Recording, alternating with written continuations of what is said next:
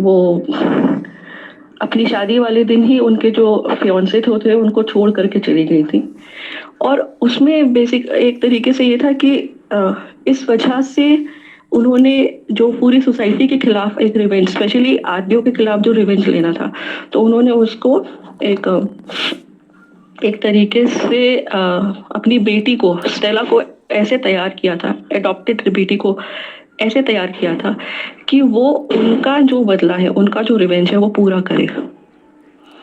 और इसमें ये देखते हैं कि पिप जो मेन कैरेक्टर है, जिसकी लाइफ इसमें कम से कम 8 साल से 33 साल तक की जो एज दिखाई है पूरी नॉवल में, उसमें ये दिखाया गया कि 8 साल से 23 साल की उम्र तक वो इसी उम्मीद में है कि वो स्टेला से शादी करेगा जब वो एक पैसे वाला इंसान जो है वो बन जाएगा, कि उसके पास मतलब बहुत पैसा हो ताकि वो अपने आप जाकर के आगे जाकर के वो स्टेला को मतलब एक तरीके से उसको अगर वो शादी के लिए पूछे तो वो मना ना कर पाए। बट एक तरीके से जो ये यहाँ पे ये हुआ था कि स्टेला, क्योंकि उसको इस तरीके से तैयार किया गया था कि उसको रिजेक्ट करना है किसी को, अगर कोई उसको पसंद करता है तो वो उसको रिजेक्ट करके किसी और से शादी कर लेती है और एक सक्सेसफुल शादी नहीं होती है। और एक चीज और जो थी कि कहते हैं कि इसमें पूरी ग्रेट एक्सपेक्टेशन में पिप की लाइफ को डिपिक्ट किया गया है कि वो कैसे एक छोटा बच्चा किसी एक घर में जाता है जहाँ उसकी एक्सपेक्टेशंस जो होती हैं वो जन्म लेती हैं, और उन एक्सपेक्टेशंस को पूरा करने के लिए वो कैसे आगे बढ़ता है, वो उसकी पूरी लाइफ जर्नी है।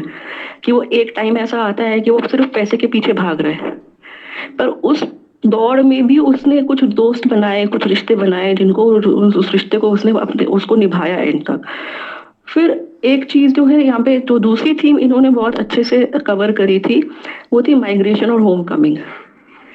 जैसे मैंने आपको बोला है ना कि पिप अपना लाइफ मतलब एक ड्रीम फुलफिल करने के लिए जाता है लंदन।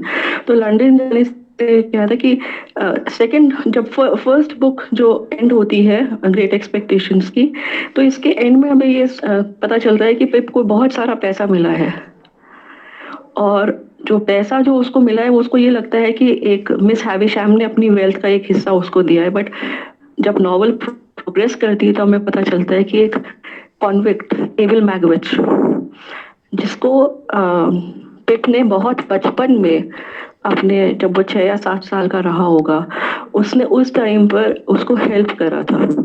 तो उस हेल्प को रीपे करने के लिए मैगविच ने अपनी जो भी सेविंग उसकी होती है, जो भी पैसा उसके पास होता है, वो उसकी एजुकेशन को स्पॉन्सर करता है।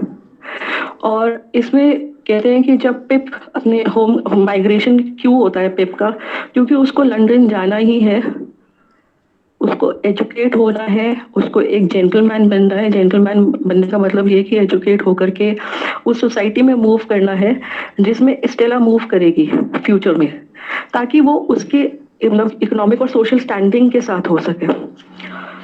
तो जब पिप जा रहा होता है तो एक कोट जो है मैं आपके लिए आगे पढ़ना चाहूंगी। I walked away at a great pace, thinking it was easier to go than I have supposed it to be, and reflecting that it would never have done to have had an old shoe thrown after the coach in sight of all the high street. I whistled and made nothing of going, but the village was peaceful and quiet, and the light mist solemnly rising as if to show me the world, and I had been so innocent and little here, there, and all beyond was so unknown and great, that in that moment, with a strong heave and sob, I broke into tears. It was by the finger post at the end of the village that, and I laid my hand upon it and said, "Goodbye, oh my dear, dear friend." और जब तक हम ये novel को and होते हुए देखते हैं, पिप ने अपनी लाइफ में बहुत सारे कहते हैं ट्रायल्स और टेम्पटेशंस को देखा था, जो उसके अंदर एक एरोगेंस आ गया था कि वो विलेज लाइफ को, केंट को जहाँ वो पला बढ़ा था, वहाँ आना छोड़ दिया था उसने, उसको बिल्कुल एंड एक तरीके से जब वो वापस आता है, क्योंकि उसके मन में ये आता है कि जो दो लोग उसकी लाइफ में बहुत इंपॉर्टेंट है उनके पास उसको वापस आना है, तो जब वो वापस आता है तो उस एक चेंज है उसके अंदर।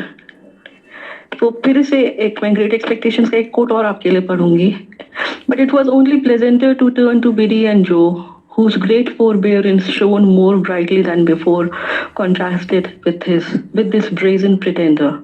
I went towards them slowly, for my limbs were weak, but with a sense of increasing relief as I drew nearer to them, and a sense of arrogance and untruthfulness further and further behind.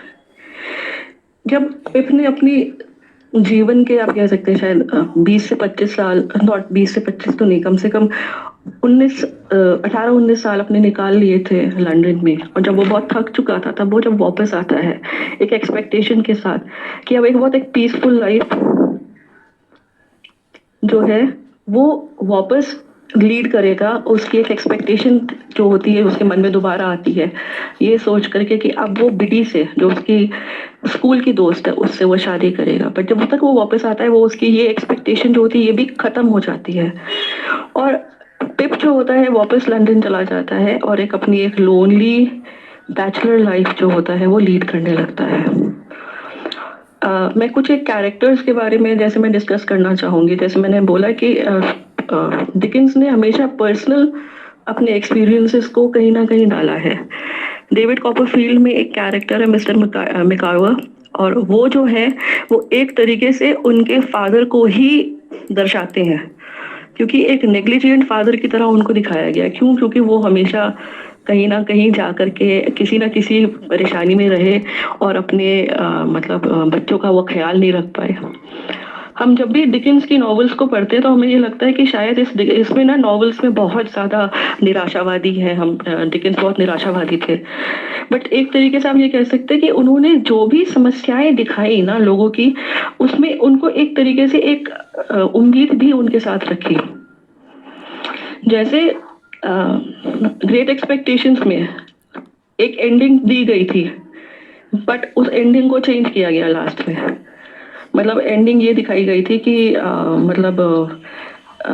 पिप ने बिडी और जो के बेटे को adopt कर लिया था. वो लंदन जाता है और वो स्टेला से मिलता है, और स्टेला उसको देख करके चली जाती है ये सोच करके कि पिप ने शादी कर ली. और वहीं पर नॉवेल एंड हो जाती है कि पिप और स्टेला मिलते नहीं है. बट एंडिंग जब जो दूसरी एंडिंग आई, वो जो चेंज हुआ, उसमें बेसिकली वो ये दिखाया गया कि पिप और स्टेला फिर से स्टैटिस हाउस में मिलते हैं जहाँ वो पहली बार मिले थे, और अपने सारे कहना चाहिए डिफरेंसेस को दूर करके वो एक अच्छी हैप्पीली मैरिड लाइफ जो है वो लीड करते हैं.